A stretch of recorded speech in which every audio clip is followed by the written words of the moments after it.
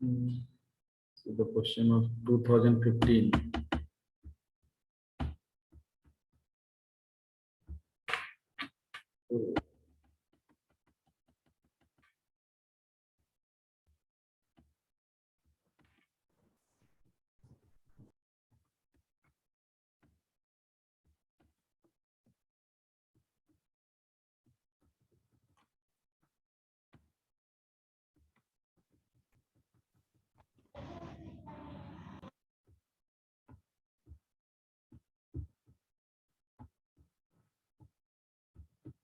No, in 2015, the question like graphic programs widely used in the graphic arts profession include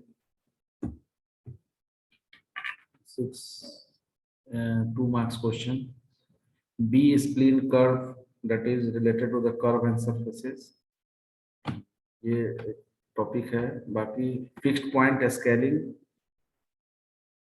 कोई चलिए बताइए कोई. Graphic programs widely used in the graphic arts profession include what sort of, include what? Graphic programs widely used in the graphic art profession include,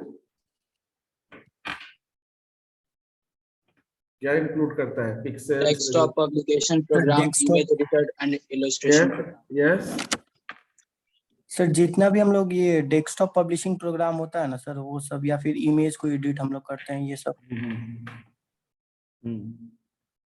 B spline curve एक अभी अभी undiscussed है, ये नहीं पता है सर. हाँ. Fixed point scaling, fixed point scaling ये तो पता होगा. फिक्स्ड पॉइंट स्केलिंग का मतलब अगर स्केलिंग फैक्टर सेम हो. स्केलिंग फैक्टर में हम लोग क्या क्या यूज करते हैं, चाहे टू डायमेंशन के, यहाँ चूंकि आपका सर पॉइंट इसमें फिक्स रहेगा सर. हाँ. मतलब रिमेन मतलब सर अनचेंज नहीं रहेगा, मतलब स्केलिंग के समय से. कौन सा पॉइंट? सर फाइनल और इनिशियल और फाइनल सर. इनिशियल फाइनल दोनों फिक्स्ड होगा तो फिर स्केलिंग कैसे होगा?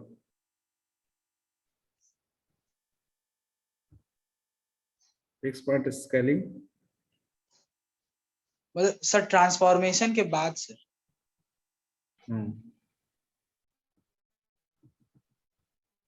After transformation.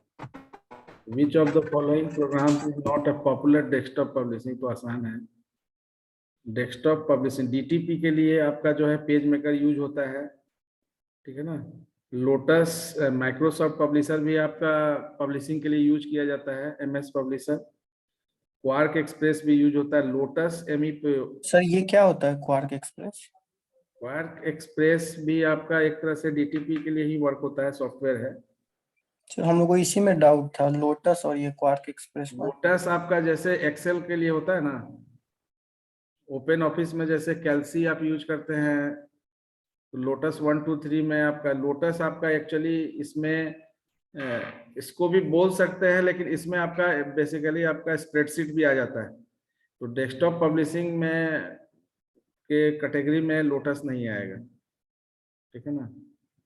बाकी तीनों आपका पब्लिशिंग के लिए यूज होता है. बिट मैप और पिक्स मैप देखिएगा. ये बिट मैप या पिक्स मैप पूछता है, तो बिट मैप आपका क्या हो गया? 1 बिट पर पिक्सल. हाँ 1 बिट. और pixmap sir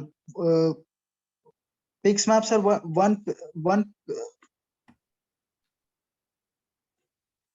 1 pixel sir. 1 मतलब 1 पिक्सल 1 पर. बिट पर पिक्सल. Yes sir. और पिक्स मैप नहीं है, लेकिन पिक्स मैप भी पूछ सकता है. नेम एनी 4 इनपुट डिवाइसेस, तो कोई भी इनपुट डिवाइसेस आप दे सकते हैं ना. Keyboard, mouse, joystick, touchpad. हाँ. Programs used to create or modify bitmap images are called image editor. image editor. vector images are, हाँ सर बताइए क्या होगा. बताइए. vector नहीं पता images सर. are, जो वेक्टर इमेजेस होता है वो आपका स्क्रीन के बेसिस पर बताइए, डिस्प्ले के बेसिस पर। Vector images are raster, random, किस तरह का होगा? Vector images are the part of random display, ठीक है ना। What is meaned by scan code? तो in raster scan you can mention here scan code, raster based scan, raster scanning में the particular scan code is used. Write the types sir of इसमें raster scan के बारे में बताना होगा। Scan code scanning में आप क्या करते हैं? स्कैन रास्टर आपका code as a text object कुछ भी तो एज ए कोड ही यूज होगा ना, ठीक है। सर मतलब इसमें क्या, ये अगर एग्जैक्ट ये क्वेश्चन आता है what is meant by scan code, तो क्या मतलब डिफाइन करेंगे? स्कैनिंग आपका कोड स्कैनिंग का मतलब क्या है? कोई भी कोड को स्कैनिंग करने का मतलब क्या है, यही बताना है। तो स्कैनिंग आप कहाँ पर करते हैं? स्कैन कन्वर्जन एल्गोरिथम जब यूज करते हैं तो ऑब्जेक्ट से ही रिलेटेड, ऑब्जेक्ट एज ए आपका इंस्ट्रक्शंस होता है, इंस्ट्रक्शंस। और ऑब्जेक्ट आपका इमेज हो सकता है। तो स्कैन कोड का मतलब यहाँ आप सिंपली आपको यही बताना है, to retrieval information related with the instructions. तो instructions that is the part of the particular code. तो किसी भी तरह का आप स्कैनिंग प्रोसेस में भी आपका क्या होता है? इंस्ट्रक्शन स्कैनिंग होता है। तो instruction is the part of code, ठीक है ना। कोई नेट भी पे भी आप यही दिया हुआ है सर, हैं? नेट पे भी यही दिया हुआ है गूगल पे। हाँ, नहीं मतलब यहाँ पर कोड से रिलेटेड क्या है कि अगर आप line by line scanning process कर रहे हैं तो वहां पर आपका किसी पर्टिकुलर पिक्सेल्स पर कोई इमेज या टेक्स्ट होगा या ऑब्जेक्ट होगा तो उसी को रिट्रीव करेंगे ना, तो उसी से रिलेटेड आपका रिट्रीवल इंफॉर्मेशन होगा। तो that is the scanning part. Types of clipping में पॉइंट सर इसमें तो क्लिपिंग, गूगल पे सर बहुत सारा दिया था टाइप्स, लेकिन हम लोग 4 ही पढ़े हैं। ये 4 में सर ये ठीक रहेगा कि नहीं? एक टेक्स्ट क्लिपिंग, लाइन क्लिपिंग और कर्व क्लिपिंग और एक एक्सटीरियर क्लिपिंग। नहीं नहीं, टाइप्स ऑफ क्लिपिंग में स्टार्टिंग पॉइंट क्लिपिंग से कीजिएगा, मेंशन किए थे। Point clipping, line clipping, polygon clipping और टेक्स्ट क्लिपिंग, यही 4 है। सर पॉलीगॉन के बारे में थोड़ा बता दीजिएगा, ये 3 तो ठीक है। पॉलीगॉन क्लिपिंग लास्ट क्लास में बताए थे ना, हॉजमैन ये सर पॉलीगॉन क्लिपिंग एल्गोरिथम बता यस देते सर, हैं। यस। कोहेन सुथरलैंड में लाइन क्लिपिंग के लिए है, पॉलीगॉन के लिए हॉजमैन पॉलीगॉन क्लिपिंग एल्गोरिथम है। तो हॉजमैन पॉलीगॉन क्लिपिंग में चारों साइड, मतलब कि आपका जो है विंडो के चारों साइड से हम लोग क्लिप करते हैं, लेफ्ट, बॉटम, राइट और टॉप। तो चारों साइड में कंक्लूजन हम लोग जो है चेक करते हैं इनसाइड और आउटसाइड के बेसिस पर। तो इनसाइड और आउटसाइड अगर इन आउट है, उसको एक बार फिर से डिस्कस कर देते हैं।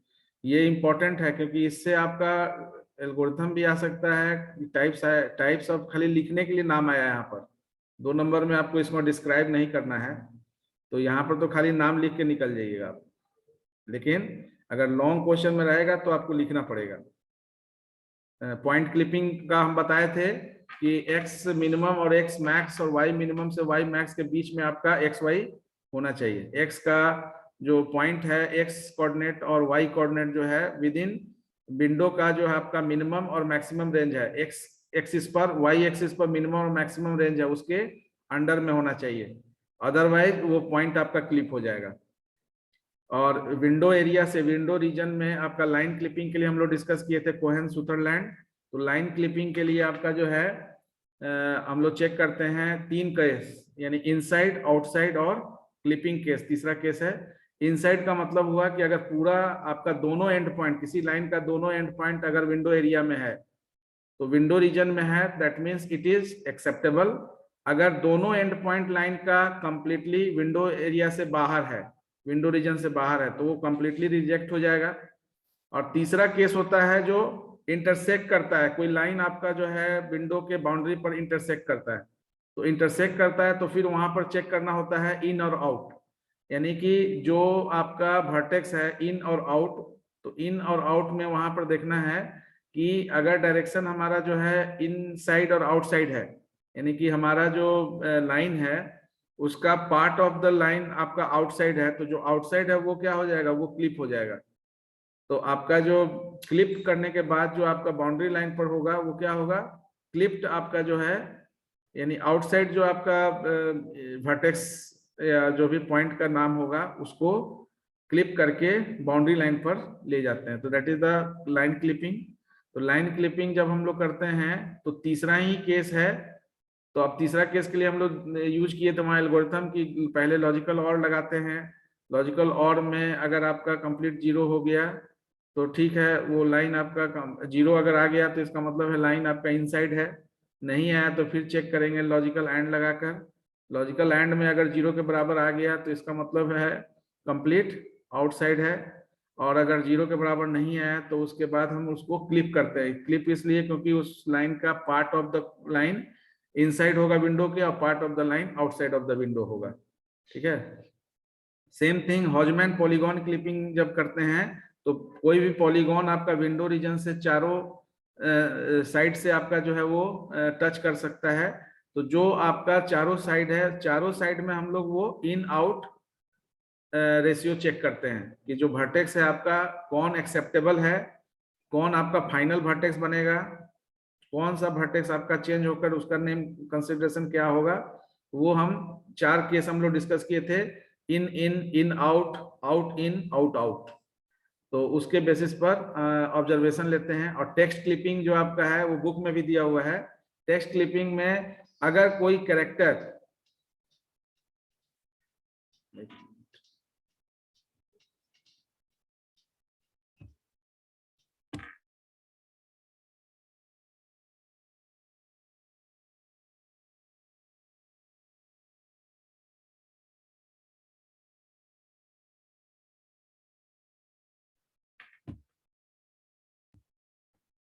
ठीक है। तो टेक्स्ट क्लिपिंग में आपका जो है स्ट्रिंग या कोई भी पर्टिकुलर ऑब्जेक्ट अगर है, टेक्स्ट है, तो विंडोज एरिया में अगर उसका कैरेक्टर एलोकेट है तो वो एक्सेप्टेबल होगा, बाउंड्री लाइन तक एक्सेप्टेबल होगा। Out of the particular boundary line जो भी आपका कैरेक्टर होगा वो डिस्कार्ड हो जाएगा, यानी कि वो that is the clipped one. तो और that is all clipping types of clipping, point clipping, line clipping, polygon clipping and text clipping. तो यही 3-4 क्लिपिंग आपको वहां पर मेंशन कर देना है। मल्टीमीडिया पीसी, तो मल्टीमीडिया पर्सनल कंप्यूटर, तो मल्टीमीडिया पर्सनल कंप्यूटर में वो जितना कंपोनेंट मल्टीमीडिया एलिमेंट का जरूरत होता है वो सब होना चाहिए, यही बता देना आपको। मल्टीमीडिया पीसी में क्या क्या कंपोनेंट होना चाहिए, हार्डवेयर सॉफ्टवेयर ये सब तो है ही, हार्डवेयर, सॉफ्टवेयर, क्रिएटिविटी, ऑर्गेनाइजेशन। हाँ, और एलिमेंट्स भी बता दीजिएगा आप, एलिमेंट क्या क्या होना चाहिए आपका उस पीसी में। टेक्स्ट एडिटर होना चाहिए टेक्स्ट के लिए, इमेज के लिए, ऑब्जेक्ट के लिए, ताकि आप मल्टीमीडिया के सारे ऑपरेशंस को एग्जीक्यूट करें। जैसे आप एग्जांपल ले सकते हैं कि मल्टीमीडिया में आपका ऐसा कोई, जैसे फोटोशॉप, पावर पॉइंट, इस तरह का कोई एप्लीकेशन होना चाहिए जिसके थ्रू आप मल्टीमीडिया एक्टिविटीज परफॉर्म कर सकें, स्लाइड प्रिपेयर कर सकें, कोई फोटोशॉप से कोई आपका जो है बैनर क्रिएट कर सकें जो इंटरेक्टिव बैनर हो, जिसमें वीडियो डिस्प्ले ये सारा चीज भी इंक्लूड किया गया हो, तो उस तरह का बैनर, डिजिटल बैनर। सर इसमें कंपोनेंट पहले तो डिफाइन कर देंगे कि मल्टीमीडिया पीसी क्या होता है, उसके बाद सर इसका कंपोनेंट और एप्लीकेशन दोनों लिखना होगा। कंपोनेंट बता दीजिएगा तो भी हो जाएगा, पीसी के लिए खाली पूछ रहा है तो कंपोनेंट से काम हो जाएगा। लेकिन अगर फिर एप्लीकेशन सॉफ्टवेयर पार्ट में थोड़ा सा एलेबरेट कीजिएगा तो फिर एलिमेंट्स के बारे में डिस्क्राइब भी कर दीजिएगा कि मल्टीमीडिया का एलिमेंट क्या होता है, जो टेक्स्ट, ऑडियो, वीडियो, तो आपके ग्राफिक्स यही सब ना सर, हैं? ग्राफिक्स, एनिमेशन यही सब ना सर। हाँ हाँ हाँ। Yes sir. तो what do you understand by the term computer, तो सिंपल, आप जितना एप्लीकेशन एरिया है जहां जहां, वो सब एप्लीकेशन एरिया पॉइंट कर लीजिएगा। ग्राफिक्स को डिफाइन करना है और उसके बाद एप्लीकेशन एरिया बता देना है। तो ये कंप्यूटर एडेड डिजाइन भी आपका उसी एप्लीकेशन एरिया से ही रिलेटेड है, CAD। तो what is the purpose of computer aided design and drafting in interactive graphics. तो इंटरेक्टिव ग्राफिक्स में कंप्यूटर एडेड डिजाइन को यूज कर सकते हैं सिमुलेटर डिजाइन करने के लिए, ठीक है ना। लेआउटिंग के लिए ड्राफ्ट का यूज कर सकते हैं, ताकि आप सिमुलेटर बेस्ड कोई भी अगर आपका लेआउट आप प्रिपेयर कर रहे हैं तो उसमें किसी भी तरह का कोई भी चेंजिंग करके उसका इफेक्ट को चेक कर सकते हैं। जैसे शेडिंग बनाते हैं, कलर शेडिंग बनाते हैं, तो उस तरह से आप डिफरेंट कलर मिक्स करके यहाँ पर देखकर फिर उसके हिसाब से कलर मिक्स करके फाइनल कलर जनरेट कर सकते हैं। तो उसी तरह से यहाँ लेआउटिंग के लिए, आर्किटेक्चरल लेआउटिंग के लिए हम लोग कंप्यूटर एडेड डिजाइन ग्राफिक्स में, इंटरेक्टिव ग्राफिक्स में यूज कर सकते हैं। अभी आज वही डिस्कस करने वाले थे, ये इंपॉर्टेंट क्वेश्चन है टाइप्स ऑफ कोहेरेंस। तो that is related to the hidden line surface, उसी से वो कर्व भी हो जाएगा। तो सर ये नहीं ना बताया। हाँ, हिडन लाइन सरफेसेस में कोहेरेंस आपका अलग अलग तरह का कोहेरेंस यूज होता है, face coherence, image coherence, object coherence. I just give you the details on this because this one is the important question, types of। तो ये theoretical है। सर पूछा भी है, टाइप्स भी पूछा है इसका। हाँ, टाइप्स पूछा है और कोहेरेंस के बारे में पूछा है सर, मतलब हाँ, आगे भी पूछा है सर। इसी में स्कैन लाइन कोहेरेंस और एज कोहेरेंस पढ़ना है क्या हम लोग को? स्कैन लाइन कोहेरेंस और इसमें जितना कोहेरेंस है सबका केवल डिस्क्रिप्शन जानना है आपको, उस पर कोई पर्टिकुलर एल्गोरिथम नहीं है। हाँ, एल्गोरिथम आपका है ए बफर, जेड बफर, जो पेंटर्स एल्गोरिथम है, वो हम लोग को इसमें अभी तक तो नहीं दिख रहा है क्वेश्चन, लेकिन वो इम्पोर्टेंट है, ठीक है ना। वो 4-5 लाइन का आपका एल्गोरिथम है, बाकी सब थ्योरी है। हिडन लाइन सरफेसेस में कंप्लीट थ्योरी है। ऑब्जेक्ट स्पेस क्या होता है, इमेज स्पेस क्या होता है, कोहेरेंस क्या होता है, कितना तरह का कोहेरेंस है। तो I just give you the brief details about this and उसको एक बार डिस्कस कर लेंगे, क्योंकि इसमें ज्यादा कोई न्यूमेरिकल बेस्ड उस तरह का कोई क्वेश्चन नहीं रहता है, ठीक है। हिडन सरफेसेस वही है, hidden surfaces the surfaces which is not visible with the open eyes. That means जो आपका मेन सरफेस है, तो आप ये हिडन सरफेसेस को एलिमिनेट करने के लिए हम वेरियस मेथड लगाते हैं, तो वो वेरियस मेथड डिस्कस करेंगे। तो ऑब्जेक्ट स्पेस मेथड और ऑब्जेक्ट स्पेस और इमेज स्पेस। तो ऑब्जेक्ट स्पेस और इमेज स्पेस दो तरह का मेथड यूज करते हैं।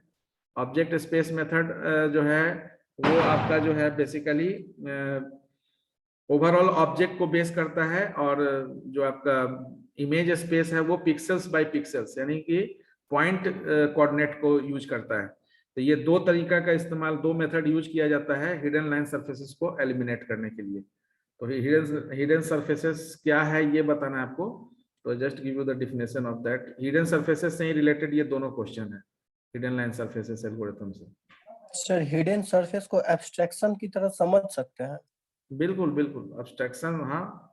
हाइडिंग आपका जैसे सिंपली कोई भी इमेज को, कोई भी ऑब्जेक्ट को आप देखते हैं, अगर फ्रंट फेस से देखते हैं ना, दैट इज वाई यहाँ पर एक और है algorithm, back face detection algorithm, ठीक है ना।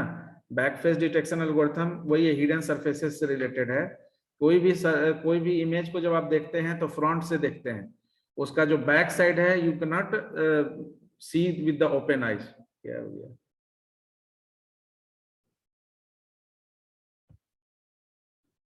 ठीक है। मतलब सर जो 3D प्लेन में रहेगा वो नहीं देख सकते हैं, और क्या?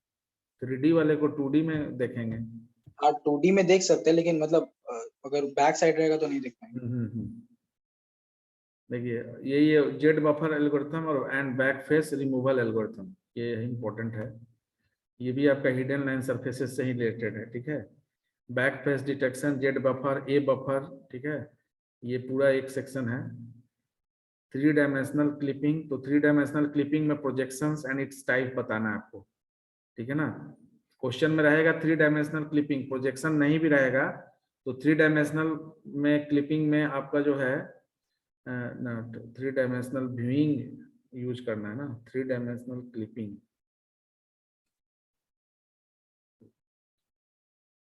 वही तो सर, 3D क्लिपिंग कितना टाइप का क्लिपिंग है सर? 4 ही ना? हाँ 4 ही है, वही पॉइंट उसी को 3 डायमेंशन का मतलब है 3 एक्सेस, यानी एक्स वाई जेड एक्सेस में लेना है पॉइंट क्लिपिंग। तो पॉइंट क्लिपिंग में भी जैसे आपका एक्स वाई प्लेन में एक्स और वाई के बेसिस पर आपका पॉइंट क्लिपिंग होता है, तो विंडो एरिया, विंडो रीजन जो है वो एक्स वाई और जेड तीनों प्लेन के बेसिस पर होगा। तो जैसे आपका एक्स और वाई के लिए मिनिमम मैक्स पोजीशन होगा, उसी तरह से जेड के लिए भी मिनिमम और मैक्स पोजीशन होगा। तो similarly point clipping, line clipping, polygon clipping as well as text clipping, यही चारों इसमें भी डिस्कस करना है। सर हर ईयर में क्लिपिंग से क्वेश्चन पूछा गया है। हाँ, क्लिपिंग से तो क्वेश्चन रहेगा ही, क्लिपिंग से क्वेश्चन रहेगा, लेकिन इसमें थोड़ा सा हिडन सरफेस से भी क्वेश्चन ज्यादा है।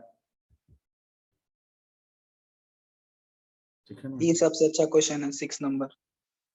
ये भी है और ये भी क्वेश्चन में कोई बहुत खाली एल्गोरिथम ही लिखना है आपको। हाँ कोहेन सुदरलैंड एल्गोरिथम, ये दोनों अच्छा क्वेश्चन है।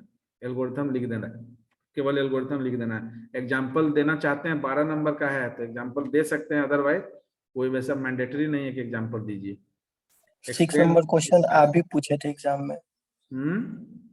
6 नंबर क्वेश्चन आप भी जो टेस्ट लिए थे आप भी पूछे थे उसमें।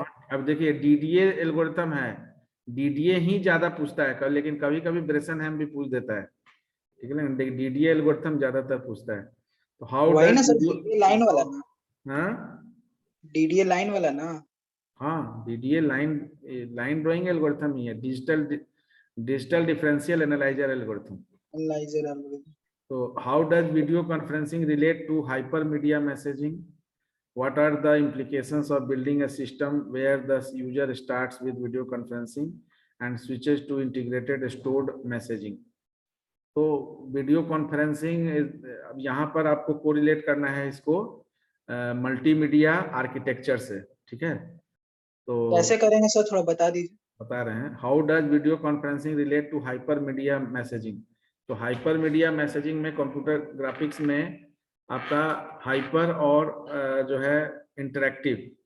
तो हाइपर मीडिया मैसेजिंग के लिए, हाइपर मीडिया का मतलब यहाँ पर है जो ड्यूरिंग आपका वीडियो कॉन्फ्रेंसिंग, जब भी आप कोई मैसेजिंग करते हैं चैट के थ्रू या कोई भी पर्टिकुलर टूल्स जो आपका एडहेयर है उस पर्टिकुलर एप्लीकेशन के साथ, तो आपका इस क्वेश्चन में मेन है कि आपका वीडियो कॉन्फ्रेंसिंग में हाइपर मीडिया मैसेजिंग कैसे रिलेट करता है। तो रिलेट करता है जैसे आप वीडियो कॉन्फ्रेंसिंग एस्टेब्लिश करते हैं, कनेक्शन एस्टेब्लिश करते हैं, तो उस केस में नंबर ऑफ आपका जो है हाइपर ऑपरेशंस होता है, यानी कि ओवरऑल आपका इंटर ऑपरेबिलिटी ऑपरेशंस होता है जिसके थ्रू आपका वीडियो कॉन्फ्रेंसिंग एस्टेब्लिश होता है। जैसे सिंपल समझिए, स्काइप कॉल कर रहे हैं या फेसबुक कॉल कर रहे हैं, तो फेसबुक कॉल करने से पहले सबसे पहले आपको क्या करना होता है, उस एप्लीकेशंस को ओपन करना होता है जिस एप्लीकेशन से उसको रन करना है। ठीक है, और एप्लीकेशंस को रन करने के लिए के पहले एप्लीकेशंस ओपन होगा। अब एप्लीकेशंस ओपन होगा उसके बाद उसमें कोई स्पेसिफिक आपका सेक्शन होगा जहां से ये वीडियो कॉन्फ्रेंसिंग आपका इनिशिएट होगा। जैसे आप जूम का ही एग्जांपल ले लीजिए, जूम का एग्जांपल लेते हैं, तो यहाँ पर भी वीडियो कॉन्फ्रेंसिंग आपका जो है, वीडियो कॉन्फ्रेंसिंग इनिशिएट करने के लिए सबसे पहले आप क्या करते हैं, जूम ऑन करते हैं। इंस्टॉल, जूम को ऑन करते हैं यानी कि साइन इन करते हैं। साइन इन करने के बाद आपका मीटिंग जनरेट करते हैं। These are what, these are all related with that particular conferencing operation. So without this activities you cannot establish that sort of video conferencing. तो वहां पर भी आपको जो है मेल, आपको जो है आइडेंटिफिकेशन, आईडी, ये सारा चीज इंक्लूजन करना पड़ता है, तब जाके आपका वीडियो कॉन्फ्रेंसिंग इनिशिएट होता है। अब यहाँ पर है कि what are the implications of building a system where the user starts with the video conferencing and switches to integrated stored messaging. ठीक है, तो वीडियो कॉन्फ्रेंसिंग स्टार्ट करके और वहां से स्विच कर जाएगा अगर इंटीग्रेटेड स्टोर मैसेजिंग। तो यहाँ पर क्या प्रॉब्लम होगा, क्या किस तरह का प्रॉब्लम होगा, तो ये तो आपका जनरल क्वेश्चन है जिसका आप आंसर दे कोई सकते प्रॉब्लम ही नहीं होगा सर, हैं। कोई प्रॉब्लम ही नहीं होगा। क्यों? क्योंकि सर इसमें क्या बोल रहा है सर, हमको यही समझ में आ रहा है कि वीडियो कॉन्फ्रेंसिंग करे कि अगर हम किसी दूसरे एप्लीकेशन में स्विच करेंगे तो क्या प्रॉब्लम होगा, यही पूछ रहे हैं ना। हाँ, तो प्रॉब्लम नहीं होगा, तो भी तो सर चलते ही रहेगा, मतलब स्विच नहीं कर रहे यूजर। हैं, उसको इंटीग्रेट करना चाह रहे हैं, मैसेज स्टोर करने के लिए किसी भी तरह से इंटीग्रेट करना। जैसे फॉर एग्जांपल जूम को यूज करके कोई दूसरा मैसेजिंग ऐप चलाना, यही ना। हाँ, जैसे जूम से यूट्यूब में जा रहे हैं, यस सर। जूम से फेसबुक पर जा रहे हैं, जूम से फेसबुक लाइव उससे कर कोई रहे हैं, प्रॉब्लम थोड़ी ना हो रहा है सर, हैं? उससे कोई प्रॉब्लम थोड़ी हो रहा है। प्रॉब्लम नहीं हो रहा है, लेकिन वहां पर इंटीग्रेशन, आप जब मैसेज इंटीग्रेशन या जो भी इंफॉर्मेशन है, इम्प्लीकेशंस तो है ना, आपको दोनों के सर्वर को देखते हुए ना वर्कआउट करना है। यस मान सर। लेते हैं और सर वो- एक प्रॉब्लम आ सकता है कि अगर जैसे कि हाई प्रायोरिटी मतलब प्रोसेस है तो सर उसको रोक देगा, जैसे कि कॉल आ जाएगा अगर बीच में तो रुक जाएगा। हाँ, तो वही वही वही इम्प्लीकेशंस आपको बताना है कि आपका जो पाथ, जब आपका जो है स्विच जब आपका करेगा दूसरे पर्टिकुलर इंटरफेस को इंटीग्रेट करने के लिए, तब उस केस में आपका जो है वेरियस फैक्टर, यानी कि नेटवर्क भी उसमें एक फैक्टर है, बैंडविड्थ भी एक फैक्टर है, ठीक है ना। तो ये वेरियस फैक्टर आपका जो है वो सिस्टम का जो है वो स्ट्रांग होना चाहिए। अगर थोड़ा सा भी आपका जो है किसी भी तरह का फैक्टर अगर यूज होगा तो डिफेक्टो स्टैंडर्ड वहां पर जनरेट होगा, यानी कि वहां डिफेक्ट होने का चांस ज्यादा होगा। उसी कॉज को यहाँ पर एलिब्रेट कर देना है कि ऐसा अगर तो ये तो होगा तो। जनरल क्वेश्चन है सर, हैं? मतलब ये तो जनरल क्वेश्चन है, अपने से भी बना हाँ, के लिख जनरल दिया सर। क्वेश्चन ही है। तो आपको पता होगा तब ना कि वीडियो कॉन्फ्रेंसिंग क्या होता है। वीडियो कॉन्फ्रेंसिंग मल्टीमीडिया का पार्ट है। मल्टीमीडिया में हम लोग पढ़े थे ना, मल्टीमीडिया आर्किटेक्चर, उसी से इसको कोरिलेट करना है। मल्टीमीडिया आर्किटेक्चर में हम लोग 3 स्ट्रक्चर पढ़े थे ना, 3 लेवल आर्किटेक्चर, 4 लेवल। एक जो है वो आपका स्टैंड अलोन एप्लीकेशंस के लिए था, एक था नेटवर्क आर्किटेक्चर के लिए, एक डेटाबेस ओरिएंट आर्किटेक्चर के लिए था। तो जो स्टैंड अलोन एप्लीकेशन था, जैसे आप लैपटॉप यूज कर रहे हैं, लैपटॉप में ही आपके हार्ड डिस्क में कोई फाइल है, उसको यूज कर रहे हैं, ठीक है। लेकिन आप लैपटॉप तो यूज कर रहे हैं, लेकिन रिसोर्स सर्वर से, कोई किसी के सर्वर से आप डेटा रिट्रीवल कर रहे हैं, वहां से कोई इंफॉर्मेशन एक्सेस कर रहे हैं। तो आप उसमें क्या होगा आपका, जैसे सिंपली आप समझिए बफरिंग, बफरिंग को ही ले लीजिए एग्जांपल। तो बफरिंग अगर आप कर रहे हैं, ऑफलाइन बफरिंग कर रहे हैं, ऑनलाइन बफरिंग कर रहे हैं, दोनों में डिफरेंस आ जाएगा कि नहीं। आ जाएगा। ऑफलाइन बफरिंग आपका जो है उसमें किसी तरह का कोई स्टैंडर्ड या कोई तरह का फैक्टर ऐसा नहीं है जो अफेक्ट करेगा आपके बफरिंग प्रोसेस को। लेकिन जो ऑनलाइन बफरिंग कर रहे हैं वहां पर आपको नेटवर्क, ये सारा चीज को चेकआउट करना। वही चीज हम लोग मल्टीमीडिया आर्किटेक्चर में भी डिस्कस किए थे कि जब हम नेटवर्क आर्किटेक्चर, यानी कि हमारा जब डेटाबेस किसी सर्वर पर होगा या रिसोर्स सेंटर हमारा सर्वर होगा या क्लाउड होगा, तो उस केस में हमको नेटवर्क बैंडविड्थ, ये सारा जो फैक्टर है, इसको एनालाइज करके ही तब स्मूथ कंडक्ट कर सकते हैं। कोई भी ऑपरेशन जो परफॉर्म कर रहे हैं उसका स्मूथ कंडक्ट तभी हो सकता है, ठीक है। तो ये क्वेश्चन था। एंड देन in 2019 डायरेक्ट, सबसे अच्छा क्वेश्चन सर 2020 का था। 2020 2020 का सबसे अच्छा था। पूछा ही नहीं था क्या। नहीं, सिंपल हमको इजी लगा वो थोड़ा ज्यादा।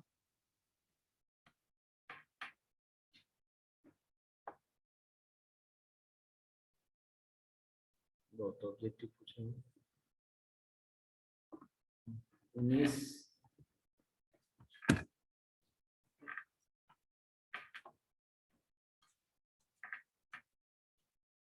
The number of pixels stored in the frame buffer of a graphic system is known as। ठीक Resolution। है, स्पेलिंग भी इधर उधर करके लिख दिया है। Resolution, the primary output device in a graphic system is scanner, primary output device in graphic system is video monitor। neither 1 and 2, printer तो होगा ही नहीं, प्राइमरी नहीं होगा। वीडियो मॉनिटर होगा ना। Video monitor on a black and white system with 1 bit per pixel। देखिए यही आ गया ना, bit map. On a black and white system with 1 bit per pixel, the frame buffer is commonly called as bitmap. 1 bit per pixel bitmap। सही है ना। all of the above नहीं होगा, bitmap। Types of computer graphics are vector, raster, scalar, raster, vector, scalar, none of the above। बताइए, तो आसान। One. हाँ, vector, raster, vector को रैंडम भी बोल सकते हैं, रैंडम रेस्टर जो है। तो वेक्टर और रेस्टर, वेक्टर स्केलर नहीं होगा। Pixel can be arrange in a regular 1 dimensional grid, 2 dimensional grid, 3 dimensional grid, none of the above. Pixel, pixel कैसे अरेंज किया जाएगा? 2 डायमेंशनल। हम्म 2 डायमेंशनल। कोई भी पिक्सेल होगा वो एक्स और वाई, अगर 2D प्लेन में है तो 2 डायमेंशनल ग्रिड होगा, क्योंकि उस पिक्सेल का एक्स और वाई कोऑर्डिनेट होगा। ठीक है, 2 डायमेंशनल ग्रिड सर सही 4 डायमेंशनल होता है कि नहीं सर? है। 3D के बाद 4D नहीं आता है कि नहीं? 4 नहीं आता है सर, थोड़ी डायमेंशन कहाँ से? कहाँ, 4 डायमेंशन नहीं होता है, 3 डायमेंशन ही है। अभी तक तो बेकर नहीं लिखे हैं, 4 डायमेंशनल ग्रिड नहीं दिखा है। ठीक है, 4 डायमेंशन क्या होगा, 3D को ही 2D में देखना पड़ता है। ठीक है, तो अब 3D और 1D को मिला दीजिए, 4D हो जाएगा। ठीक है, random scan systems are designed random scan systems are designed for line drawing application, pixel drawing application, color drawing application, none of the above। हमको भी वही लग रहा है। रैंडम वही स्कैन लग रहा है। सिस्टम आर डिजाइन फॉर, बताइए, 1 लाइन ड्राइंग के लिए होगा, पिक्सेल ड्राइंग के लिए होगा, या कलर ड्राइंग के लिए होगा? सर लाइन ड्राइंग नहीं, लाइन ड्राइंग एप्लीकेशन के लिए नहीं होगा। Random scan systems are design for,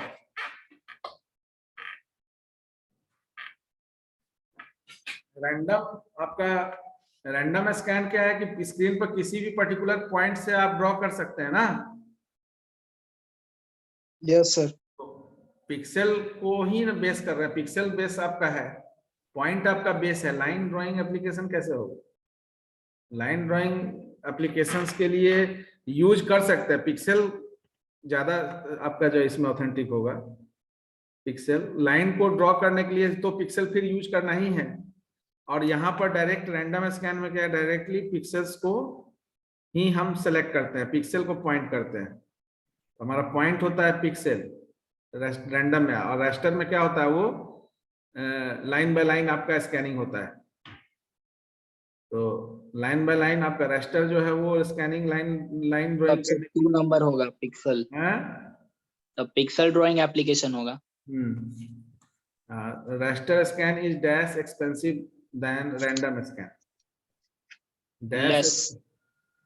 Raster scan is more expensive Less. than random scan or less expensive? Less Both 1 and 2 तो नहीं होगा। लेस होगा। हाँ, less expensive. What is the name of temporary memory where the graphics data is stored to be displayed on the screen? तो frame buffer ठीक है। सबको कर दिया क्या, 12वां करना था क्या? नहीं sir, Which one is the basic input device in GUI? तो basic input device आपका mouse, graphics tablet, voice system, touch panel. GUI input device in GUI, GUI के लिए तो माउस ही होगा, कीबोर्ड तो इनपुट। अब माउस सही है, बेसिक यही है, उसके बाद तो ये सब आ जाएगा। सर वो भी तो हो सकता है सर, टच पैड, बेसिक पूछ टच रहा है। पैनल। टच पैनल क्या इनपुट, तो voice graphics system, input graphics हम दे सकते हैं सर, टच जैसे आपका टच पैनल। बेसिक, जैसे आपका है स्टैंडर्ड बोलिए, बेसिक बोलिए, अगर इनपुट अगर इसमें स्टैंडर्ड रहता तो आपका वो कीबोर्ड होता, ठीक है ना। लेकिन GUI बेस्ड यहाँ पर है, तो GUI के लिए माउस ही आपका बेसिक है। उसके बाद आप अगर जितना भी यस सर, टच पैनल में भी एक तरह से उसी टेक्नोलॉजी को यूज किया गया है, ठीक है। In beam penetration method of color CRT, 2 colors of phosphor coated are, ये तो आसान है। 2 layers क्या होता है, रेड और ग्रीन। रेड और ग्रीन ही होता है, रेड एंड ग्रीन, सही है। एंटी एलियासिंग, देखिए एलियासिंग इफेक्ट, ये इसका क्वेश्चन जो एंटी एलियासिंग में वो सारा टेक्निक जिसको हम एलियासिंग को हटाने के लिए, रिमूव करने के लिए यूज करते हैं, all are concern with the anti aliasing. अब एलियासिंग एक्चुअली क्या है, whenever you are drawing the image, pixels the image, तो अब फ्री हैंड ड्राइंग अगर कर रहे हैं तो इन बिटवीन पिक्सेल्स, दो पिक्सेल्स के बीच में जो पार्ट है, पिक्सल टू पिक्सल तो आप सही ड्रॉ कर रहे हैं, लेकिन दो पिक्सल के बीच में जो आपका पार्ट है वो आपका जिग जैग हो जाता है, यानी कि वो एकदम जो है एक्यूरेसी के साथ आपका ड्रॉ नहीं होता है। अब उसी को गैप को खत्म करने के लिए हम क्या करते हैं, अलग अलग टेक्निक लगाते हैं, रेजोल्यूशन को बढ़ा देते हैं, क्योंकि जब आप कैमरा भी यूज करते हैं वहां पर भी आपका एलियासिंग इफेक्ट होता है। जब आप स्ट्रेच करते हैं, अगर लो रेजोल्यूशन से कोई पिक्चर लिया गया हुआ होगा और हाई रेजोल्यूशन पर उसको देखेंगे तो वहां पर आपका वो पिक्चर क्वालिटी, यानी कि जब जूम करेंगे या तो उसका पिक्चर क्वालिटी जो है वो अफेक्टेड होगा। सिंपली आप मोबाइल में भी, कैमरा में भी जब फोटो लेते हैं तो आप ये पोस्ट फिल्टर, मतलब प्री और पोस्ट फिल्टरिंग करते हैं, यानी कि साइज को बढ़ाते घटाते हैं, यानी कि क्लोज पिक्चर लेने के लिए रेजोल्यूशंस को थोड़ा सा बढ़ाते हैं 1x 2x 3x 4x, ताकि ज्यादा क्लोज हो और इमेज, अगर रेजोल्यूशन हाई होगा आपका कैमरा, रेजोल्यूशन घट जाता है सर जैसे ही क्लोज करते हैं सर तो। हाँ तो वो डिफरेंट एंगल से चेक करते हैं ना कि आपका पिक्चर क्वालिटी जो है उससे कितना अफेक्टेड होता है, वो तो क्लोज हो ही जाएगा जब आप उसको करेंगे। That is only for checking point of view. Sir camera में मेगापिक्सल का मतलब क्या हुआ? अब जितना ज्यादा कितना मेगापिक्सल, कितना पिक्सल एक इंच के अंदर लगाया वो तो गया। आपका मेजरिंग यूनिट है। Megapixels is the measuring unit. Megapixels का मतलब कि द पिक्सल्स आर हाईली, अब जितना 5 megapixel 4 megapixels, that is the distance between the pixels. Pixels का जो है डिस्टेंस जितना डेंस होगा, क्लोज होगा, उतना नंबर ऑफ पिक्सल्स डॉट होगा आपके डिस्प्ले एरिया में। तो पिक्सल एक्चुअली क्या है, that is the picture element. तो पिक्चर एलिमेंट, अब इमेजिन करिए कि डॉट मैट्रिक्स प्रिंटर है, तो डॉट मैट्रिक्स प्रिंटर में आपका जो है इंटर गैप ज्यादा होता है, पिक्सल्स गैप ज्यादा होता है, इसलिए जो प्रिंट आउट निकलता है उसमें आप प्रिंट आउट में वो डॉट्स को देख पाते हैं। अगर वो डॉट्स का लाइन गैप लाइन कम हो हो जाता है जाएगा सर। तो उस डॉट को आप नहीं देख पाएंगे। तो लेजर प्रिंटर जब आप यूज करते हैं, डेक्सजेट यूज करते हैं, तो वहां पर वो इंटर गैप कम होता है, हाईली क्लोज होता है। तो हाई रेजोल्यूशन, जब आप रेजोल्यूशन बढ़ाएंगे तो रेजोल्यूशन बढ़ाने का मतलब क्या है, रो और कॉलम पिक्सल्स आपका बढ़ेगा, नंबर ऑफ पिक्सल्स बढ़ेगा रो में या कॉलम में। तो जब पिक्सल्स ज्यादा होगा तो इंटर गैप बिटवीन पिक्सल्स कम होगा, तो जब कम होगा तो एलियासिंग आपका, तो इसीलिए हाई रेजोल्यूशन को भी एक तरह से एंटी एलियासिंग टेक्निक के रूप में यूज किया गया है। यानी कि एलियासिंग को हटाने के लिए, रिमूव करने के लिए, एंटी एलियासिंग टेक्निक के लिए हम रेजोल्यूशन को भी बढ़ाकर इसको इफेक्ट को रिमूव कर सकते हैं, एलियासिंग इफेक्ट को रिमूव कर सकते हैं। तो वो हाई रेजोल्यूशन का मतलब ये हो गया कि आपका पिक्सेल्स को हाईली डेंस यूज करना, यानी कि जब मेगापिक्सेल्स का बात कर रहे हैं, इसका मतलब है कि नंबर ऑफ पिक्सेल्स ज्यादा है, रो और कॉलम मेजर में ज्यादा पिक्सेल्स यूज हो रहा है। ठीक है, तो पिक्सेल्स के मेगा हो, 5 मेगा हो, 7 मेगा हो, 8 मेगा हो। सर रॉ इमेज क्या होता है sir? Raw image, raw raw image sir. Image मतलब कि जिसमें कोई कोई किसी तरह का कोई डेटा कंसीडरेशन आप नहीं कर रहे हैं। रॉ इमेज जनरल, जैसे रॉ डेटा क्या है, रॉ है, रॉ फैक्ट एंड फिगर्स है। जब तक कि उस डेटा के साथ कोई भी पर्टिकुलर आप मेजरिंग या यहाँ पे सर डेटा नहीं बोल रहा है सर, यहाँ पे बोल रहा है सर रॉ इमेज। कहाँ यहाँ है पे रॉ? मतलब डेटा नहीं है, रॉ इमेज। हाँ, तो रॉ इमेज मतलब कि इमेज एक हुआ कि इमेज को आप पॉइंट कर दिए कि ये इस पर्टिकुलर पार्ट के लिए इमेज है, और एक है कि नॉन पॉइंटेबल इमेज, तो that is treated as raw image. उस इमेज को आप यूज कर सकते हैं किसी पर्टिकुलर पर्पस के लिए, किसी तरह का डिसीजन के लिए, किसी तरह का ऑब्जर्वेशन के लिए। रॉ इमेज का मतलब हुआ कि जैसे आपका इमेज भी एज ए डेटा वहां यूज हो रहा है, रॉ इमेज जैसे डेटा यूज करते हैं ना, उसी तरह से इमेज भी एज ए डेटा यूज हो रहा है। सर वो फॉर्मेट है, ये दूसरे चीज में चला गया अभी, क्या जैसे चीज? जेपीजी। रॉ ना, ऐसा रॉ मतलब फॉर्मेट तो अलग है, कैमरा का फॉर्मेट रॉ अलग है, रॉ फॉर्मेट अलग है। रॉ सर इमेज जहां तक हम पढ़े हैं ना सर, जैसे कि जो कैमरा से जितना आउटपुट मिलता है पिक्सल में सर, वो सारा आउटपुट सर दे देना, मतलब उसमें कोई छेड़छाड़ अपनी तरफ से एल्गोरिदम ना लगाना सर। दैट मीन्स कि प्री डिफाइंड एल्गोरिथम। नहीं, जो जैसे कैमरा से जो आउटपुट निकल रहा है ना सर, उस पर कोई प्रोसेस ना करे और डायरेक्ट वो रॉ दे दे, रॉ। तो अच्छा, वो रॉ मतलब कि इमेज का किसी तरह का कोई कलरिंग नहीं, कोई इनहेंसमेंट नहीं, कुछ भी नहीं, मतलब किसी तरह का कोई प्री क्या- सेटिंग नहीं करना है। कोई नहीं करना है, सीधा डायरेक्ट वो आ जाएगा। तो वही तो एक बात रॉ फॉर्मेट पे आ जाता है। तो वही बात में हम कह रहे हैं, रॉ इमेज। यस सर, आप सही बोल रहे हैं सर। रॉ इमेज का कॉन्सेप्ट वही है। आप जब कोई भी प्री सेटिंग नहीं कर रहे हैं, इसका मतलब है कि एज इट इज जो आपका इमेज हो रहा है उसको कैप्चर किया जा रहा है। कोई पर्टिकुलर आप उसमें किसी तरह का कोई स्पेसिफिक इफेक्ट नहीं डालने का कोशिश कर रहे हैं, ठीक है ना। तो जब स्पेसिफिक हो जाएगा तो वो रॉ इमेज नहीं रहेगा। जनरल बाद में सर उस रॉ इमेज को मतलब सब अपने हिसाब से कलरिंग करके चाहे एल्गोरिदम लगा दो वही बाद तो। में। हाँ, तो बाद में जब आप एडिट कर रहे होते हैं तो स्केलिंग, वो तो ट्रांसफॉर्मेशन फिर वही चीज हो गया ना। जब आप एडिट कर रहे होते हैं तो वहां पर you are sir transforming the object. Sir बात ये है ना कि कई सारा एल्गोरिदम बहुत सारे लोगों को पसंद नहीं आता, ठीक है। जैसे मूवी मेकर लोग हैं, तो कि कोई मूवी का थीम ही है एकदम मतलब डार्कनेस वाला, लेकिन कैमरा है उस थीम को बहुत ब्राइट कर देता है अपने प्रोसेसिंग में, तो इसलिए रॉ इमेज निकालता है लोग। हाँ हाँ, सही है। रॉ रहेगा, उसके बाद हम पोस्ट प्रोसेसिंग में एडिटिंग के थ्रू अपना कलर डालेंगे अपने हिसाब से, अरे सचिन हो गया, ठीक ताकि है, अब आगे डिस्कस होने दो ना, ठीक बाद है। में कर लेंगे तो what is discuss। The difference between an object and image in computer graphics. तो ऑब्जेक्ट आपका जो है, अगर इसको सरफेस पॉइंट ऑफ व्यू से देखिए तो ऑब्जेक्ट आपका ओवरऑल ऑब्जेक्ट किसी भी फॉर्म में हो सकता है, ठीक है। इमेज जो है वो आपका पिक्सल पॉइंट होता है, यानी पिक्सल बेस्ड होता है। Image is the pixel based and object is what you can से ऑब्जेक्ट। एक और चीज कह सकते हैं, ऑब्जेक्ट आपका जो है वो कंप्लीट कोऑर्डिनेट को सेट करता है, यानी object is the coordinate based and image is the pixel based, you can से।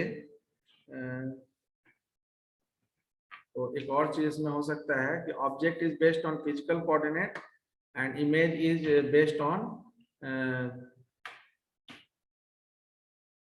इमेज। कोई भी इमेज आप जब यूज करते हैं तो वो आपका व्यू पोर्ट से रिलेटेड होता है, ठीक है ना। तो image is based on viewport और you can say projection point, whereas object is the physical coordinate of the particular computer graphics. तो डिस्प्ले सेक्शन में object is recognized by the physical coordinate and image is recognized by the projection point और pixels, जिसके through आप image को draw कर रहे हैं। Differentiate between CMY and HSV colour model. कुछ कलर मॉडल आपका जो है, जो देखे आपका पेपर में था, तो कुछ कलर मॉडल से रिलेटेड एक PDF भेजे थे आपको, ठीक है। यस सर, आ गया है। हाँ, तो हुई सैचुरेशन, ये SSV CMY YIQ मॉडल है, उस मॉडल को एक बार देख लीजिएगा, क्या कौन सा कलर है क्या है वही बताना रहता है। तो CMY और HSV मॉडल, और सबसे इम्पोर्टेंट है RGB और CMY के मॉडल, और सब्ट्रैक्टिव और एडिटिव मॉडल। तो ये दोनों मॉडल आप जो है एग्जामिनेशन पॉइंट ऑफ व्यू से अभी तक तो क्वेश्चन में नहीं दिख रहा है, लेकिन कभी पूछ सकता है ये। कंप्यूटर एनिमेशन तो सर डायरेक्टली CMY को ही ना ये बोला, वो रिलेट करता है RGB कलर मॉडल से। CMY और K आपका ब्लैक के लिए यूज होता है। हाँ, CMY वही है। HSV का फुल फॉर्म क्या हुआ सर? HUE ह्यूई सैचुरेशन, ठीक है ना। और V stands for value of the particular saturation intensity. तो HSV मॉडल, ये तीनों यूज होता है। What is aliasing. तो एलियासिंग का तो मतलब आपको उसी को डिफाइन करना है। 12 नंबर में कितना बढ़ा जाएगा? नहीं, बहुत ज्यादा नंबर में है। इसमें फिर आपको एलियासिंग के बाद एंटी एलियासिंग भी डिस्कस करना होगा, टेक्निक सब भी डिस्कस कर देना होगा, तब 12 नंबर होगा। एक ही क्वेश्चन को 2-3 बार पूछ दिया है, 2 बार। सर बहुत पता रिपीटेड नहीं है कौन क्वेश्चन। सेट करता है सर, पता नहीं क्वेश्चन। तो व्हाट इज ट्रांसफॉर्मेशन, नहीं नहीं, तो आपको करना 5 ही क्वेश्चन है ना, पूरा क्वेश्चन थोड़े करना है। व्हाट इज सर इसमें ट्रांसफॉर्मेशन, एक्सप्लेन टाइप्स ऑफ 3 ही करना है ना ट्रांसफॉर्मेशन। सर? अब यहाँ देखिए, यहाँ 2D और 3D नहीं लिखा है, तो आप जब कुछ मेंशन नहीं है तो 2D ही बताइएगा, ऐसा नहीं कि 3D बताने लगिएगा इसमें। What is transformation, explain the types of transformation. तो टाइप्स ऑफ ट्रांसफॉर्मेशन में अगर 12 नंबर में लिखना है तो 2D 3D लिख दीजिएगा और 2D को एक्सप्लेन कर दीजिएगा। 2D का translation, scaling, shearing, rotation, scaling, reflection, sharing, पांचों। हाँ सारा। और सर ये क्वेश्चन तीनों है क्वेश्चन जो है वो हिडन लाइन सरफेस से ही है। डेप्थ बफर मेथड, बिजारे कर्व और स्कैन लाइन एल्गोरिथम। सर, एक क्वेश्चन है। हाँ बोलिए। सर ये रोटेशन का जो मतलब जो इक्वेशन है, मतलब जो फॉर्मूला है, वो ये होता है ना, x new equal to x old into cos theta minus y old sin theta, ये होता है ना। हम्म इसको मैट्रिक्स में भी करते हैं। तो सर ये जो पीडीएफ में सर इसके बगल में सर क्या होमोजीनियस कोऑर्डिनेट रिप्रेजेंटेशन क्यों लिख दिए हैं सर? तो 3 डायमेंशन के लिए है, मतलब थ्री मैट्रिक्स के लिए, unit 3 by 3। Unit vector unit लेते हैं ना, यूनिट मैट्रिक्स 1 0 0। आपका जो एक्स वाई का है वो तो वैल्यू हम लोग लेते हैं, लेकिन उसको सर लेकिन जो क्वेश्चन जो सॉल्व किए हैं हम लोग, जो सर उसको सर यही यही मतलब मैट्रिक्स से हो जाएगा, x new y new cos theta minus sin हाँ, थीटा sin लेकिन थीटा अगर cos। होमोजीनियस कोऑर्डिनेट पूछेगा तो होमोजीनियस आपको मैट्रिक्स लेना पड़ेगा। इसीलिए होमोजीनियस अगर रिप्रेजेंटेशन कैसे करेंगे वो शेयर किया हुआ है। अच्छा, पूछेगा तब। ये भी डाल दिया है इसमें। सर वो गलती से ऐड हो गया है। वो अभी इसका जो है सेक्शन देंगे तो उसमें ये सारा कवर अप हो जाएगा। सर 16 को ओपन कीजिए ना आप थोड़ा। 16 का 16 ही तो सर वो इसमें नहीं है सर, वो सब अलग अलग पीडीएफ है सर। 16 ही तो है। नहीं सर, इसमें सब नहीं सर, क्वेश्चन। वो आप जो अभी खोले थे वो 19 था सर। ये 16 है ना। ये वाला 16 है सर। सर इसमें एक क्वेश्चन है ऊपर 2 नंबर में। ये सर, व्हाट इज द कैसे आर्क? 11 कैसे हो गया जी? हाँ गलती से। अच्छा, हाँ बोलिए। सर इसका क्वेश्चन नंबर ये देखिए ना, what is the arc in animation. ये कुछ हमको समझ ही नहीं आ रहा है क्या पूछ रहा है। आर्क इन एनिमेशन, आर्क का मतलब जो है उसी को बता, कोरिलेट कर दीजिए एनिमेशन में। What is arc in animation, ऐसा तो क्वेश्चन। मतलब सर इसका सेंस ही हमको नहीं समझ में आ रहा है क्वेश्चन का, कि सेंस मतलब पूछा क्या जा रहा है। आर्क इन एनिमेशन, सर हम पढ़े हैं जहाँ तक कि, तो हमको ये पता चला कि एक ऐसा सर्कुलर पाथ है जो कि इल्यूजन क्रिएट करने के लिए हेल्प करता है। सर्कुलर पाथ है जो यूजर, इल्यूजन क्रिएट करने के लिए हेल्प करता है। अच्छा मिराज के जैसा बोल सकते हो, मिराज भी तो इल्यूजन क्रिएट करता है वही। देखिए इस तरह का कोई कंफ्यूजन है, ये क्वेश्चन में हमको भी थोड़ा डाउट है कि पूछने का कोशिश क्या कर रहा है। आर्क इन एनिमेशन, एनिमेशंस में तो आप किसी भी तरह का अगर स्ट्रक्चरल ड्रॉ कर रहे हैं, एनिमेशन में क्या होता है, एनिमेशन में कंप्यूटर एनिमेशन भी होता है, सेल एनिमेशन भी होता है। तो सेल एनिमेशन और कंप्यूटर एनिमेशन में आर्क यूज कर सकते हैं, कर्व यूज कर सकते हैं, आर्क यूज कर सकते हैं कोई भी इमेज को क्रिएट करने के लिए, ठीक है ना। जैसे सर्किल को यूज कर लेते हैं ना, सर्किल को भी हम यूज कर ले सकते हैं। तो आर्क का यूज है किसी भी तरीका से, आर्क एनिमेशन में अगर यूज करना है तो ये मेथड बता सकते हैं कि इल्यूजन नहीं बोलेंगे इसको। इल्यूजन इसलिए नहीं क्योंकि अगर किसी तरह का इमेज क्रिएशन के लिए आर्क यूज हो रहा है, जैसे आप अदर स्ट्रक्चर भी यूज कर सकते हैं इमेज क्रिएशन के लिए, तो in that point of view आपका जो है आर्क इन एनिमेशन को आप बोल सकते हैं, it is use to give the shape to the particular object which is used in the animation. किसी एनिमेशन में जो ऑब्जेक्ट यूज कर रहे हैं उसको एक स्पेसिफिक शेप प्रोवाइड करने के लिए आर्क का यूज किया जा सकता है। In this manner you can give the answer. Illusion illusion का कोई मतलब नहीं समझ, इल्यूजन कैसे हो जाएगा? आर्क का यूज करना, तो इल्यूजन भ्रम क्या किस तरह का होगा? ऐसा तो कोई भ्रम नहीं होगा। यू कैन कोई यूज भी आर्क, रेक्टेंगल, सर्किल, कोई भी यूज कर सकते हैं, कुछ भी स्ट्रक्चर यूज कर सकते हैं। ऐसा जब मूवमेंट करेंगे सब सर्कुलर पाथ पे, तब जो इल्यूजन क्रिएट होगा उसको बोलेंगे सर।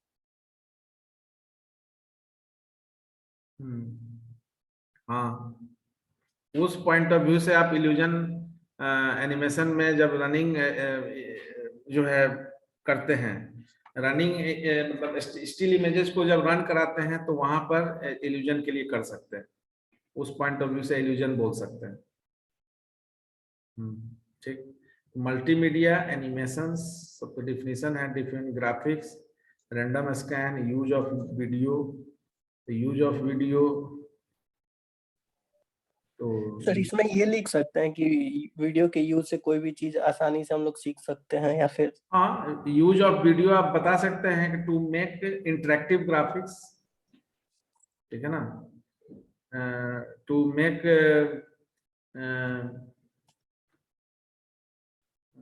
इजी कॉन्सेप्ट, यानी illustration of the concept, video as an example, as a case study, we can use video as a case study, illustrator के रूप में यूज कर सकते हैं in graphics, to demonstrate any applications, किसी applications को demonstrate करने के लिए।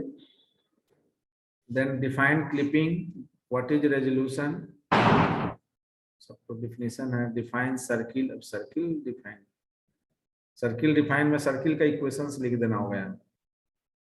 Define pixel, list out stages of multimedia application development. ठीक है, इसमें 2 क्लिपिंग भी पूछा है। मल्टीमीडिया एप्लीकेशन डेवलपमेंट में स्टेजेस में क्या क्या आ जाएगा?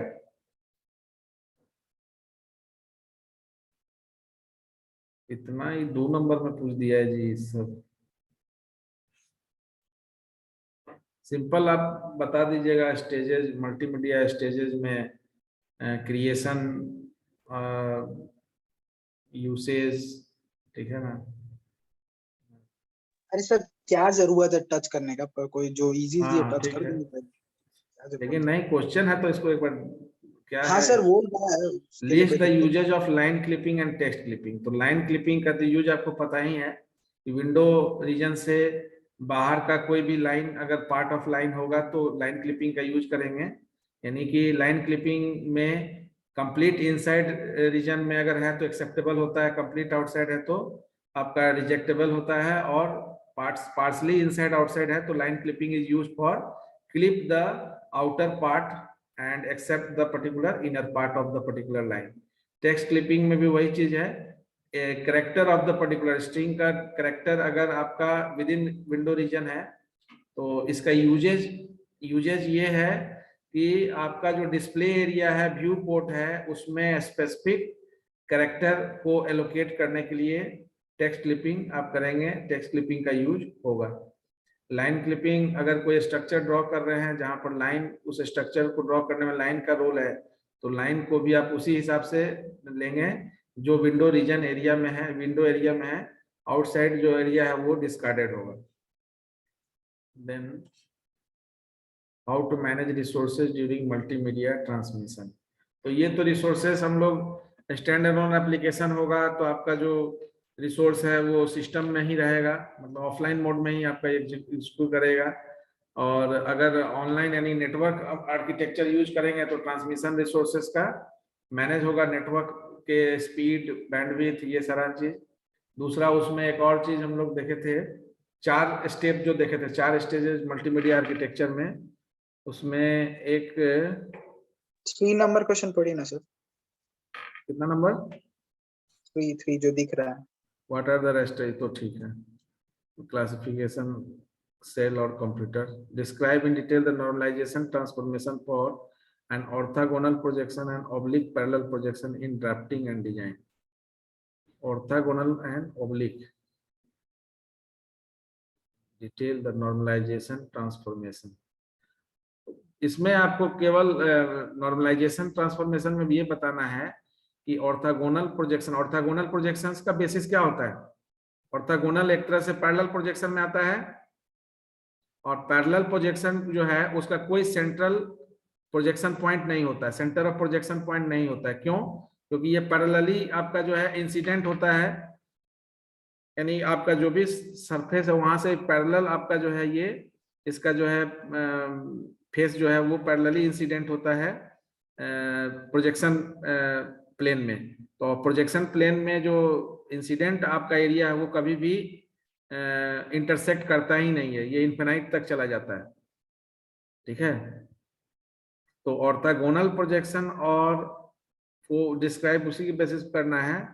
ड्राफ्टिंग और बता सकते हैं ना कि मल्टी व्यू के लिए आपका जो है ये सपोर्ट करता है प्रोवाइड ऑर्थोगोनल प्रोजेक्शन।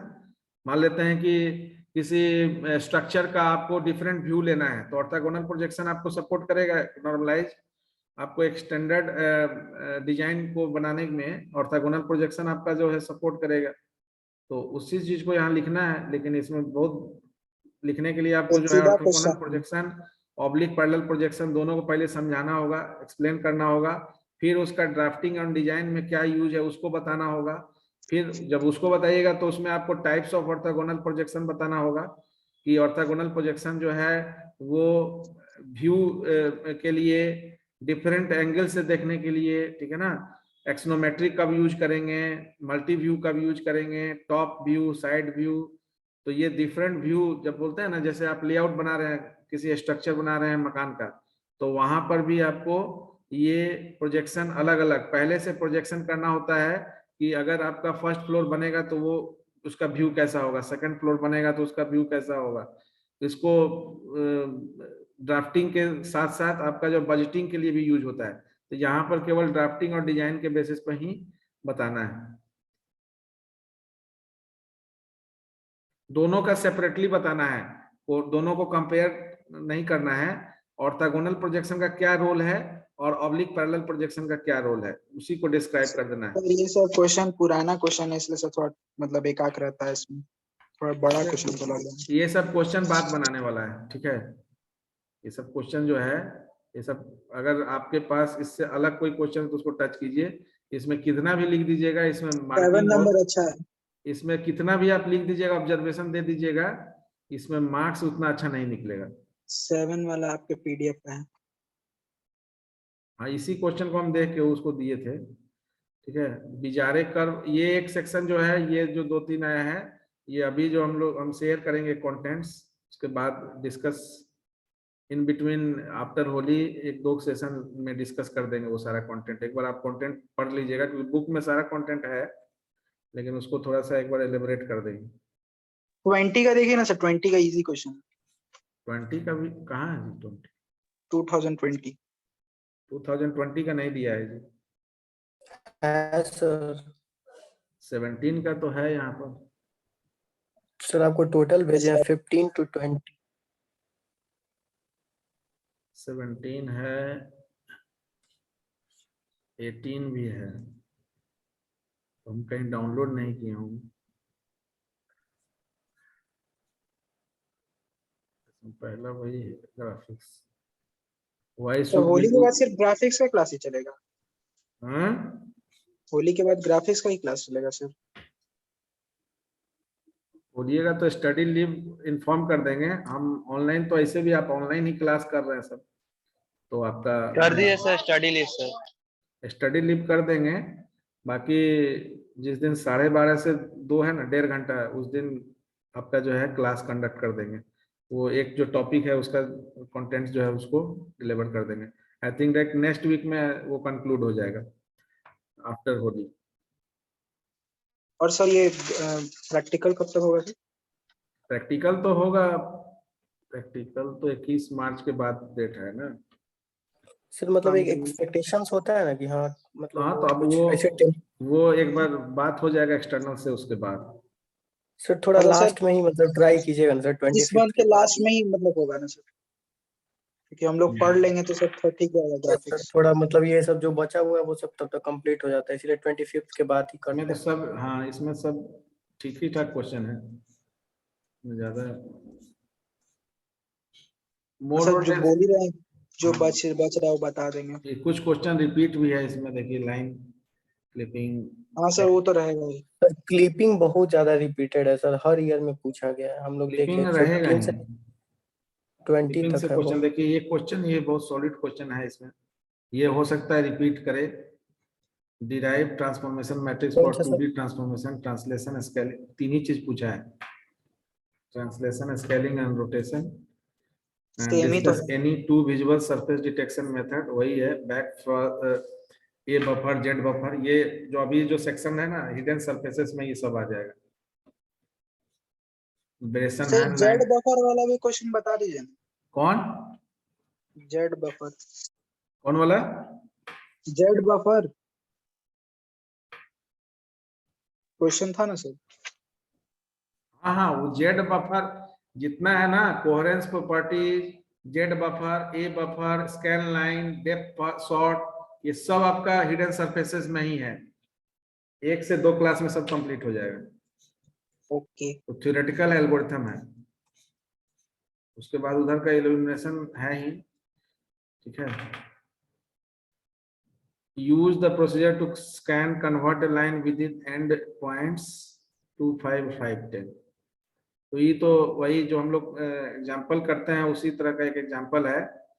ये आपका स्टार्टिंग पॉइंट दिया हुआ है कोऑर्डिनेट, ये एंड पॉइंट दिया हुआ है। ब्रेसन हैम को यूज करके ये आपको लाइन मतलब ये पूरे प्रोसेस को दिखाना है कि कैसे आपका लाइन 2, 5 से 5, 10 को कन्वर्ट हो रहा है, यानी उस पॉइंट से उस पॉइंट तक कैसे आपका ड्रॉ हो रहा है, इसको पूरा एलेबरेट करके बताना है ब्रेसन हैम लाइन ड्राइंग एल्गोरिथम। तो ब्रेसन हैम, डीडीए और वो तो तीनों एक बार देख लीजिएगा ध्यान से। डीडीए, ब्रेसन हैम लाइन, उसका जो एग्जांपल है उस एग्जांपल को भी एक बार 2 बार, क्योंकि उस एग्जांपल में आपका स्टार्टिंग एंडिंग कुछ भी हो, अगर एग्जांपल भी एक बार समझ में आएगा तो you can take your own example also. अगर ये नहीं क्वेश्चन रहता तब भी 12 नंबर में आपको ब्रेसन हैम एल्गोरिथम लिखने के बाद एक एग्जांपल दे देंगे तो ये थोड़ा सा सेटिस्फाइड आंसर हो जाएगा, ठीक है ना। तो एग्जांपल एक आध जो है वो देख कर रखिएगा। हमको थोड़ा सर्कल वाला नहीं समझ में आ रहा है। कौन सर्किल? वही मिड पॉइंट सर्कल एल्गोरिथम और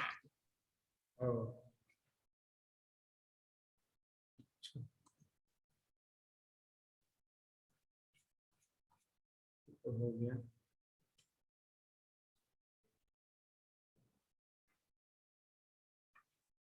सत्रह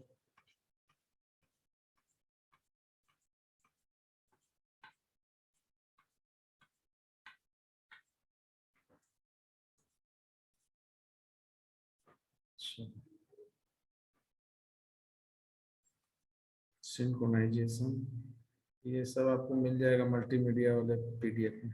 point clipping, what is point clipping, तो वही इनइक्वालिटीज ही इसमें बताना है कि आपका पॉइंट क्लिप करने के लिए एक्स और वाई का जो है रेंज क्या होगा, या एक्स वाई जो है प्लॉट आप किसके किसके बीच में करेंगे। तो जे नंबर क्वेश्चन क्या सर? एमआईडीआई, जे नंबर एमआईडीआई, एमआईडीआई, हाँ ये म्यूजिकल इंस्ट्रूमेंट आपका जो है एमआईडीआई आपका यूज होता है मल्टीमीडिया में, ये आपको यूज होता है, ठीक है ना। म्यूजिकल इंस्ट्रूमेंट डिफरेंशियल इंटरफेस के रूप में। तो एमआईडीआई आपको मिलेगा मल्टीमीडिया में, ठीक है। व्हाट इज एमआईडीआई, तो इट इज स्पेसिफिक फॉर्मेट आप बोल सकते हैं, it is a standard format used in multimedia like other, जितना भी आपका फॉर्मेट यूज होता है, इमेज के लिए फॉर्मेट, ऑडियो के लिए फॉर्मेट, ठीक है ना। तो उसी तरह से एमआईडीआई फॉर्मेट यूज होता है। Describe RGB colour model, common attributes of an image, common वो इमेज स्पेस से होगा। Contrast between parallel and perspective, तो पैरेलल एंड पर्सपेक्टिव का डिफरेंशिएशन, पैरेलल जो है उसमें सेंटर ऑफ प्रोजेक्शन नहीं होता है, वो इनफिनाइट तक जाता है। पर्सपेक्टिव आपका जो है उसमें एक सर्टेन पॉइंट के बाद आपका सेंटर ऑफ प्रोजेक्शन यानी इमेज का डिस्टेंस जैसे जैसे प्रोजेक्शन प्लेन से बढ़ेगा, आपका जो सेंटर ऑफ प्रोजेक्शन है उसी के हिसाब से चेंज होता जाएगा। Centre of projection is the point of intersection of the particular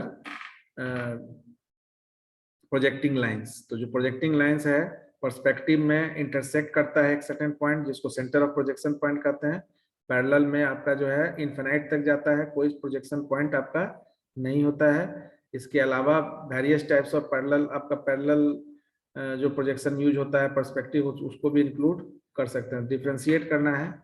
फिर लाइन क्लिपिंग, टेक्स्ट क्लिपिंग, फिर आ गया building block, multimedia, colour, CRT, monitor, random. इसमें खाली फर्स्ट चैप्टर से भर दिया। एक क्वेश्चन है पर मेथड फॉर डिटेक्शन। ठीक, तो नेक्स्ट क्लास में जो है इससे रिलेटेड जो है आप